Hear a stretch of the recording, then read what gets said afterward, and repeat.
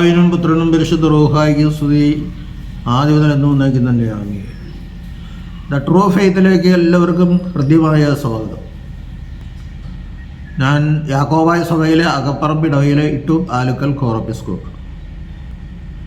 സത്യവിശ്വാസം സംബന്ധിച്ച കാര്യങ്ങളാണ് പറയുന്നത്. വിശുദ്ധ മദ്ബഹ ശുശ്രൂഷകർക്കുള്ള ക്ലാസ്സാണ്. എൻ്റെ ഒന്നാം ഭാഗം ഇന്ന് തുടങ്ങുകയാണ്. ബഹുമാനപ്പെട്ട ഡോക്ടർ ടോണി മേദല ശമാശൻ എന്നെ വിളിച്ചിട്ട് മദ്ബഹയിലെ ശുശ്രൂഷകർക്കുള്ള ഒരു ക്ലാസ് എടുക്കണം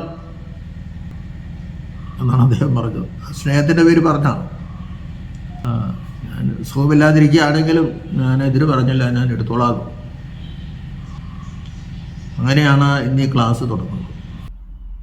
എനിക്കറിയാവുന്ന കാര്യങ്ങൾ ഞാൻ പറയാം, എനിക്ക് തടസ്സമില്ല എന്ന് പറഞ്ഞു. എന്നാ വേണ്ടതെന്ന് വെച്ചപ്പോഴും ശമാശം പറഞ്ഞു അച്ഛൻ്റെ സൗകര്യം പോലെ ചെയ്തു കൊടുത്തു. അപ്പോൾ ഇന്നിപ്പോൾ ഞാൻ ഈ എടുക്കുന്ന വീഡിയോ തിങ്കളാഴ്ച നിങ്ങൾക്ക് ഗ്രൂപ്പിലേക്ക് കിട്ടും. അടുത്ത ആഴ്ച മുതൽ തിങ്കളും വ്യാഴം ദിവസങ്ങളിൽ ഈ 2 ക്ലാസ് വീതം എടുക്കാമെന്നാണ് ആഗ്രഹിക്കുന്നത്, തീരുന്നവരെ.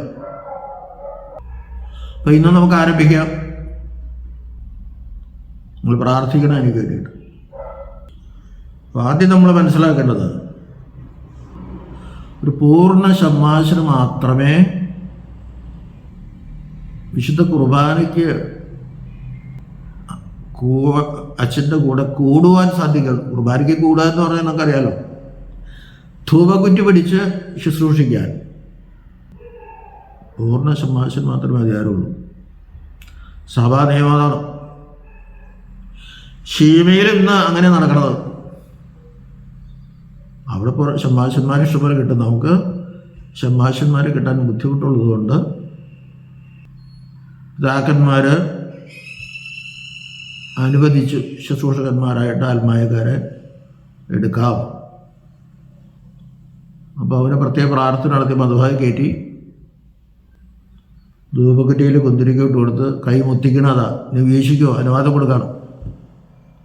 ആ കൈമുത്ത് കിട്ടിയില്ല, അനുവാദം കൈമുത്തിച്ചില്ലെങ്കിൽ നിനക്ക് അനുവാദമില്ല, വീശാനും പാടില്ല.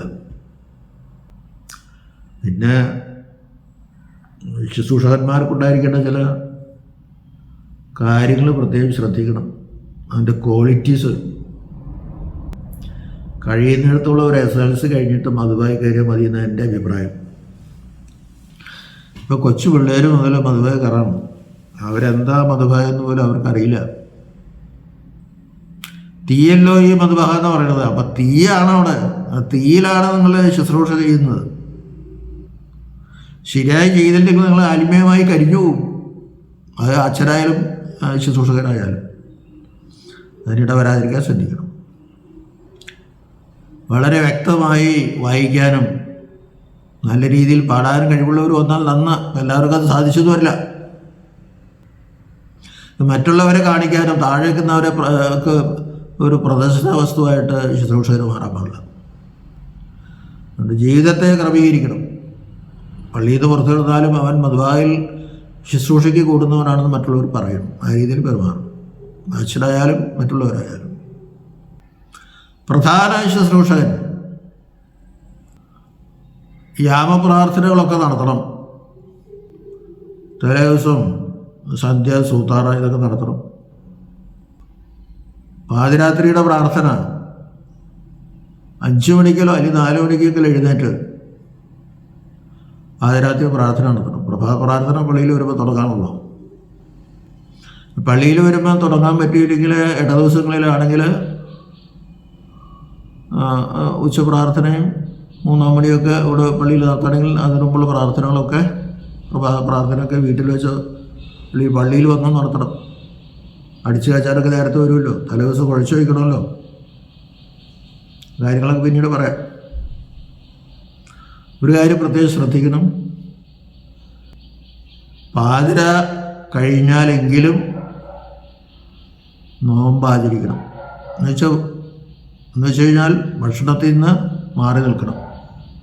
പ്രധാന ശുശ്രൂഷകർ പിറ്റേ ദിവസം ആര് വിശുദ്ധ കുർബാനയ്ക്ക് കൂടുന്നുവോ അത്താഴം മുതല വേണ്ടത്. അച്ഛന്മാരങ്ങനെയാണ്. അത്താഴം കഴിഞ്ഞാൽ പിന്നെ ഒന്നും കഴിക്കില്ല, അവരുള്ള വെള്ളം കുടിച്ചോണ്ട്. അച്ഛന്മാരെ 8 മണിക്ക് കിടക്കണമെന്ന് പറയണം. അങ്ങനെ നിങ്ങൾ കിടക്കുന്നത് നന്നായിരിക്കും. അതായത് പ്രധാന ശുശ്രൂഷകൻ, അതായത് പിറ്റേ ദിവസം കുർബാനയ്ക്ക് കൂടുന്ന ആൾ, അതാണ് ഞാൻ ഉദ്ദേശിച്ചത്. അത് തലേദിവസം തീരുമാനിക്കണം, അത് പ്രധാന ശുശ്രൂഷകനാണ് തീരുമാനിക്കുന്നത്. ചിലരുണ്ടോ പള്ളിയിലേക്ക് ഓടി വന്നേച്ച് ഞാൻ കുർബാനയ്ക്ക് വിടാം എന്ന് പറഞ്ഞാൽ അത് ശരിയല്ലത്. ഒരച്ഛനതിന് സമ്മതിക്കില്ല, അവനൊരുക്കൂല തന്നെ അർത്ഥം. ആ 3 മണി അടിക്കുന്ന നേരത്ത് വന്ന് ധൂപകുറ്റി പിടിച്ചുകൊണ്ട് അച്ഛൻ്റെ അടുത്ത് വന്ന് കുതിരിക്കിടാൻ നോക്കും, നടക്കൂല, അത് ശരിയല്ല. അത് പ്രധാന ശുശ്രൂഷകൻ ശ്രദ്ധിക്കണം. അപ്പോൾ പാതിര ശാരീരിക നോമ്പ് അത്താഴം മുതൽ വേണം. അത്താഴം വരെ, പാതിര വരെ ഭക്ഷണം നോമ്പ് ഈ ശുശ്രൂഷകർക്ക് വേണമെങ്കിലും ഒഴിവാക്കാം. പക്ഷേ പാതിര മുതൽ പിന്നെ ഒന്നും ഭക്ഷിക്കാൻ പാടില്ല. കഴിയുന്നിടത്തോളം സന്ധ്യ മുതൽ തന്നെ ഭക്ഷണം ഉപേക്ഷിക്കും. അത്താഴം കഴിയാം. വിവാഹം കഴിഞ്ഞവരാണെങ്കിൽ വ്രതം നോക്കണം. 2ാം വിവാഹം ചെയ്തവർക്ക് മധുബായിൽ ശുശ്രൂഷിക്കൂടാൻ അധികാരമില്ല. പിന്നെ ഇടവമെത്രാപ്പോലീത്തായുടെ അനുവാദത്തോടുകൂടി ചെയ്യാം, അതിന് കുഴപ്പമില്ല. പിന്നെ സ്വഭാവകാര്യങ്ങൾ ഞാൻ പ്രത്യേകിച്ച് പറയേണ്ട. പള്ളിയിൽ നിന്ന് പുറത്തു വന്നാലും നമ്മുടെ വിശ്വാസ ജീവിതത്തിൽ കഴിയുന്നിടത്തോളം ക്ലാസ്സിലായാലും പുറത്തായാലും എവിടെയായാലും കൂട്ടുകാർ കൂടുമ്പോഴും ഇന്നത്തെ രീതിയിൽ മയക്ക് വരുന്നോ കഞ്ചാവൊക്കെ ആയിട്ട് നടക്കാനും പാടില്ല. തലമുടി വെട്ടിക്കുന്ന വളരെ ശ്രദ്ധിക്കണം. ഈ നെയ്മർ കട്ടിങ് അങ്ങനെയുള്ള നല്ല കട്ടിങ്ങുകളൊന്നും നമുക്ക് ആവശ്യമില്ല. ഹിപ്പി മോഡലൊക്കെ തല വെച്ച് കൊടുത്തിട്ട് പള്ളിയിലേക്ക് വരാൻ പാടില്ല, മതവേ കയറാനും പാടില്ല. അച്ഛന്മാർ സമ്മതിക്കില്ല. അധികം ഫാഷനൊന്നും നമുക്ക് വേണ്ട. കർത്താവിൻ്റെ തിരുമുമ്പായാണ് നമ്മൾ ശുശ്രൂഷിക്കുന്നത്. മാലാഖമാരുടെ സ്ഥാനം നിങ്ങൾക്ക്, അതുകൊണ്ടാണ് അതിന് മദ്ബഹായിൽ മാലാഖമാർ എന്ന ആ പേജിൽ വിവാഹ ശംഭാഷണ ഗ്രൂപ്പ് ഉണ്ടാക്കിയിരിക്കുന്നത്. മാലാഖമാരെപ്പോഴും നിന്നാണ് ദൈവത്തെ സ്തുതിക്കുന്നത്. കുറുവേ മാലാഖമാർ, മറ്റേ സ്രോപ്പേ മാലാഖമാർ, അവർക്ക് 6 ചിറകുണ്ട്, 2 കൊണ്ട് പറന്ന്, 2 കൊണ്ട് മുഖം മൂടി, 2 കൊണ്ട് പറന്ന്, 2 കൊണ്ട് കാല് മൂടി, നീ പരിശുദ്ധൻ പരിശുദ്ധൻ പരിശുദ്ധൻ 6 തട്ട് ഹസിക്കുകയാണ്. അതിന് ഗ്യാപ്പില്ല. മാലാഖമാരുടെ സ്ഥാനമാണ് ഒരു കണക്കിന്. ആ ഡിഗ്നിറ്റി നിങ്ങൾ കാത്തു സൂക്ഷിക്കണം. അതുകൊണ്ടാണ് കഴിയുന്നിടത്തോളം കഴിയുന്നിടത്തോളം മദ്ബഹായിൽ ഇരിക്കാൻ ഒരു മെത്രാപോലീത്താക്കി അധികാരമുള്ളൂ. വേറെ ആർക്കും ഇരിക്കാൻ അധികാരമില്ല. മെത്രാപോലീത്ത ഇരിക്കുന്നത് സിംഹാസനത്തിലിരിക്കുന്നതിൻ്റെ അർത്ഥത്തിലാണ്. നമ്മെ ഭരിക്കുന്ന സിംഹാസനം എന്ന് വെച്ച് കഴിഞ്ഞാൽ അത് അന്ത്യവികാല സിംഹാസനമൊന്നും അല്ല കേട്ടോ. പിന്നെ വസ്ത്രം വെള്ളലോഹ, അതൊരു ലോഹ തന്നെയാണ്, അത് സംശയമൊന്നുമില്ല. ശുശ്രൂഷ കുപ്പായം അത് കഴിയുന്നിടത്തോളം നിങ്ങൾ തന്നെ അലക്കിയിടുക. അപ്പോൾ പിന്നെ കൊതാശ ചെയ്തില്ലെങ്കിൽ വിരോധമില്ല. പുറജാതികളെ കൊണ്ട് കഴിയിച്ചാൽ തീർച്ചയായിട്ടും കൊതാശ ചെയ്യണം. കഴിയുന്നിടത്തോളം സ്ത്രീകളെ കൊണ്ട് ചെയ്യിക്കണ്ട. നമ്മുടെ ഒരു പാരമ്പര്യമാണ് പറയണത്. ഞങ്ങളുടെ അച്ഛന്മാരെ ഞങ്ങൾക്ക് ഉപ്പായം തരുമ്പോൾ പ്രത്യേകം എടുത്ത് പറയും, പെണ്ണുങ്ങളെ കൊണ്ട് ഇത് കഴിയിക്കണ്ട. ഞങ്ങളുടെ അമ്മമാരെ വിളിച്ച് പറയും, ശുശ്രൂഷ കുപ്പായൊക്കെ നീ കഴുകി കൊടുക്കണ്ട, കഴുകണമെങ്കിൽ അതിന് ചില ചിട്ടകളുണ്ട്, അതൊക്കെ അച്ഛൻ പറഞ്ഞു കൊടുക്കും. അപ്പം എങ്ങനെയായാലും കഴിയുന്നിടത്തോളം നിങ്ങൾ തന്നെ കഴിയാതെ വിശുദ്ധമായ രീതിയിൽ സൂക്ഷിക്കണം. കിടപ്പ് മുറിയിലൊന്നും അത് വയ്ക്കരുത്. ഒരു പ്രാവശ്യം ഉദാശ ചെയ്ത് എങ്ങനെയായാലും ഉദാശ ചെയ്തോ, എന്നിട്ട് ഇട്ടാൽ മതി. അത് കഴിയുന്നിടത്തോളം പള്ളിയിൽ തന്നെ സൂക്ഷിക്കുക. അടുത്ത അലക്ക് വരെ മുഷിഞ്ഞ് വേർത്തൊക്കെ എടുത്ത് എല്ലാ ദിവസവും ഇടവരരുത്. പരിശുദ്ധനായ ദൈവത്തിൻ്റെ സന്നിധിയിൽ പരിശുദ്ധമായി വേണം നിൽക്കാൻ. ദൈവത്തിൻ്റെ പരിശുദ്ധി നമുക്ക് വേണമെന്നില്ല, അതൊന്നും നടക്കണ കാര്യമില്ല. നമ്മുടേതായ ഒരു വിശുദ്ധി നമ്മൾ പാലിക്കണം. അത് അനശ്വരമായ വസ്ത്രമാണ്. അത് മാമോദീസായിൽ കിട്ടുന്ന ഒരു വസ്ത്രം പോലെയാണ്. വെളിപാട് 7:10 പറയുന്നുണ്ട്, വെള്ളനിലയേക്ക് ധരിച്ച വിശുദ്ധന്മാരെയാണ് അവിടെ യോഹന്നാൻ മുസ്ലിക കാണുന്നത്. വെള്ളനിലയേക്ക് എന്ന് പറയുമ്പോൾ ഒരു ചെറിയ തേജസ്കരണമാണ് അവിടെ കാണിക്കുന്നത്. അല്ലാണ്ട് അവിടെ എല്ലാവരും വെള്ളനിലയേക്ക് ധരിച്ച് നിൽക്കുന്നൊന്നല്ല. അതിൻ്റെ ഒരു പ്രതീകമായിട്ടാണ് ആ തേജസ്കരണത്തിൻ്റെ ഒരു പ്രതീകം. കർത്താവിന് കിട്ടിയ തേജസ്കരണമൊന്നും വിശുദ്ധന്മാർക്ക് കിട്ടില്ല, നമുക്ക് കിട്ടില്ല. പക്ഷെ മാമോദീസായിൽ കിട്ടുന്ന അനശ്വര വസ്ത്രം പോലെയാണ് ഈ വെള്ളവസ്ത്രം. അത് വിശുദ്ധമായിട്ട് സൂക്ഷിക്കുക, കൂദാശ ചെയ്യുക.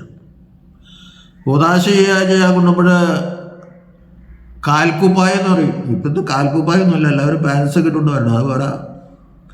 നിയമം പറയുന്നത് കാൽക്കുപ്പായം എന്ന് പറഞ്ഞാൽ നിങ്ങൾക്കറിയാലോ,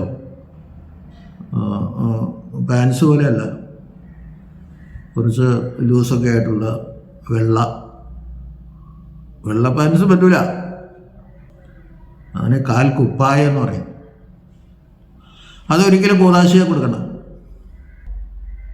അത് കൂദാശ കൂടാതെ ധരിക്കാം. കഴുകണം, മറ്റുള്ളവരോടൊക്കെ സ്നേഹമായിട്ട് പെരുമാറണം, സത്യസന്ധത പാലിക്കണം. കുർബാനയ്ക്ക് കൂടുന്നവനാണെന്ന് മറ്റുള്ളവർ പറയണമെങ്കിൽ ആ രീതിയിൽ നമ്മുടെ സ്വഭാവം ക്രമീകരിക്കണം. അവരുടെ മാതാപിതാക്കളും മക്കളെ ആ രീതിയിൽ വളർത്തിക്കൊണ്ട് വരണം. അവർക്ക് വേണ്ട ഉപദേശങ്ങൾ കൊടുക്കണം. എല്ലാ ഉപദേശങ്ങളും അച്ഛനെ കൊണ്ട് തരാൻ സാധിച്ചെന്ന് വരില്ല. അപ്പോൾ ഇന്നിവിടെ നിർത്തുകയാണ്. പിന്നെ അടുത്ത തിങ്കളാഴ്ച മുതൽ ആഴ്ചയിൽ 2 പ്രാവശ്യം നിങ്ങൾക്ക് ക്ലാസ് എടുക്കുന്നതാണ്. ദൈവം നമ്മെല്ലാവരെയും അനുഗ്രഹിക്കട്ടെ. എന്തെങ്കിലും സംശയം ഉണ്ടെങ്കിൽ ചോദിക്കാൻ മടിക്കണ്ട.